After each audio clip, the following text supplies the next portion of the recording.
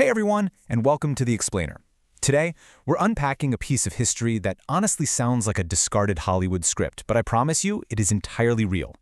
We're going to dive into how a massive empire fell, how literal billions of dollars of wealth were extracted, and how the whole shebang supposedly started with one of the most bizarre diplomatic incidents on record. Let's get right into it. So ask yourself this, can you imagine a single strike with a fly whisk? Literally, just a horsetail swatter, kicking off a 132-year military occupation? Well, back in 1827, the Ottoman Dey of Algiers got into a heated argument and struck the French consul in the face with a fly whisk. Now, the official French narrative at the time claimed this was an absolute, unforgivable insult to their national honor. They paired that outrage with claims of combating Mediterranean piracy, and boom, that was their official justification to invade. But as we're going to see, the official story and what was actually happening behind the scenes are two very different things. Because when you look past the pretext of piracy and that infamous fly-whisk insult, the actual motivations become incredibly clear. France actually owed Algeria massive unpaid debts for grain shipments, and these debts dated all the way back to the French Revolution and the Napoleonic era. The Dey was just demanding his money. Meanwhile, back in France, King Charles X was facing a severe domestic political crisis. He desperately needed a military victory to distract the French public and rally some support. So actually, the fly whisk wasn't the root cause at all. It was just a really convenient spark. And the escalation that followed was just breathtakingly fast. Take a look at the timeline here. After a 3-year naval blockade following the 1827 insult, King Charles finally sent an expeditionary force of 37,000 troops, who landed in June of 1830. By July 5th, barely 3 weeks after those troops hit the beaches, the capital fell.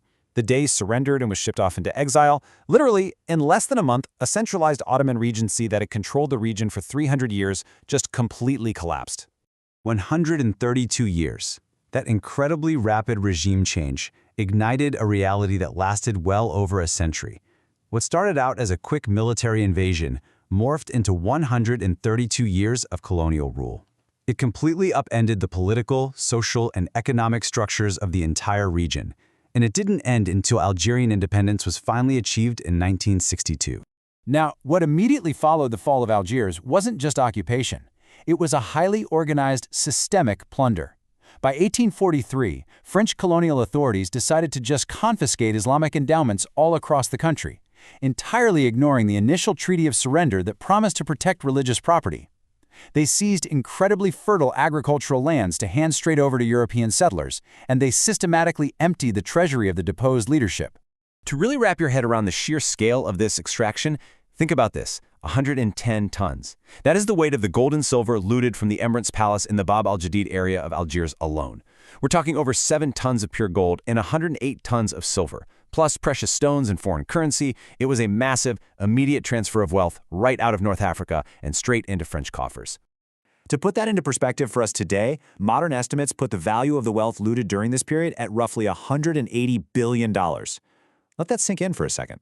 The initial invasion might have been sparked by unpaid grain debts and a king trying to save face, but it rapidly transformed into one of the most lucrative economic extractions of the 19th century. But listen, this occupation absolutely did not go unchallenged. With the old Ottoman administration gone, a brand new, highly organized resistance sprang up.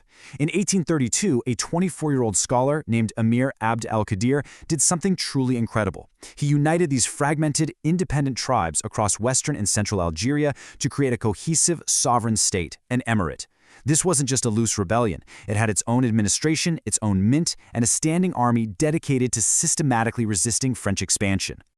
So, how do you fight a technologically superior, well-supplied European army?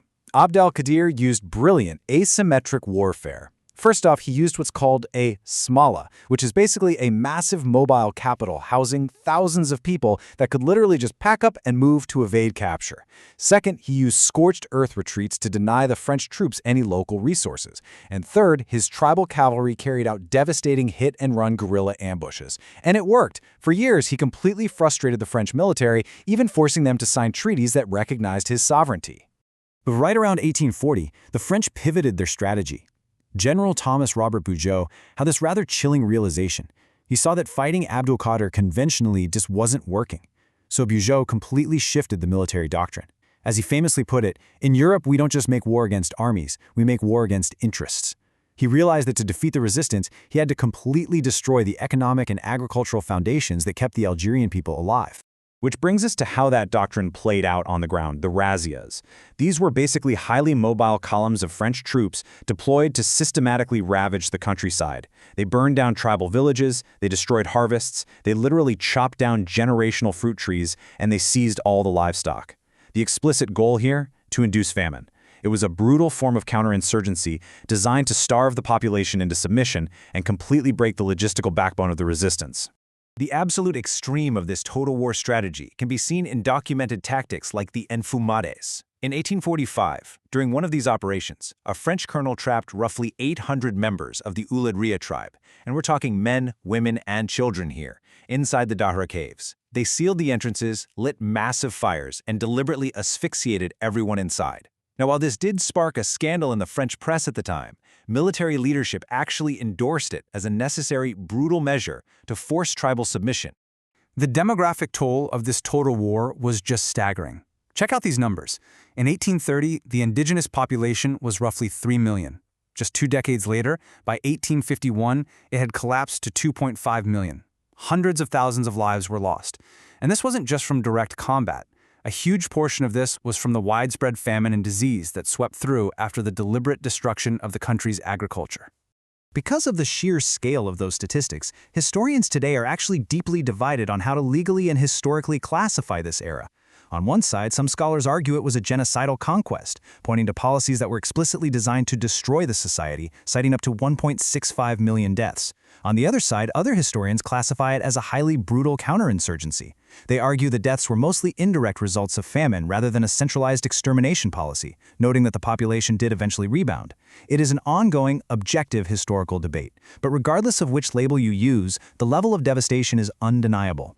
And that devastation stretched well beyond the 1840s. If we zoom out and look at the entire 132-year colonial period, which includes the incredibly fierce War of Liberation in the mid-20th century, Algerian historians estimate a total of 5 million people were killed. 5 million. It's a number that really captures the immense, generational human cost of maintaining this empire. Now, the subjugation wasn't just military, it was deeply institutionalized right into the legal code. Let's look at 1870. The Crimea Decree granted French citizenship to the local Jewish population, elevating their social status. But then, literally a year later, the 1871 Indigenous People Law did the exact opposite for Muslim Arabs and Berbers, legally categorizing them as second-class subjects. This law restricted their movement, basically tied them as laborers to European-owned farms, and legally paved the way for the continued plundering of their remaining wealth and land. Naturally, these oppressive laws and aggressive land grabs pushed people to the breaking point, directly triggering the massive 1871 Mokrani Revolt, where over 250 Kabyle tribes united to fight back. The French suppression, however, was swift and ruthless. The consequences? Leaders were executed or deported, the participating tribes were slammed with collective fines totaling 100 million francs, and crucially, 500,000 hectares of their best remaining land was confiscated and handed to European settlers, completely cementing colonial control. Which brings us to the big takeaway here, a question that sticks with you long after you close the history books. The conquest of Algeria wasn't just a standard military campaign. It was the systemic dismantling of an entire society to fuel an empire's growth. From a bizarre fly-whisk insult to $180 billion of extracted wealth, this is a history that fundamentally reshaped both North Africa and Europe. So, the question we have to ask ourselves today is, how exactly does the modern world reconcile with a 132-year legacy built on scorched earth and plundered treasure? Thank you all so much for joining me on this explainer. Keep asking questions, and I'll catch you in the next one.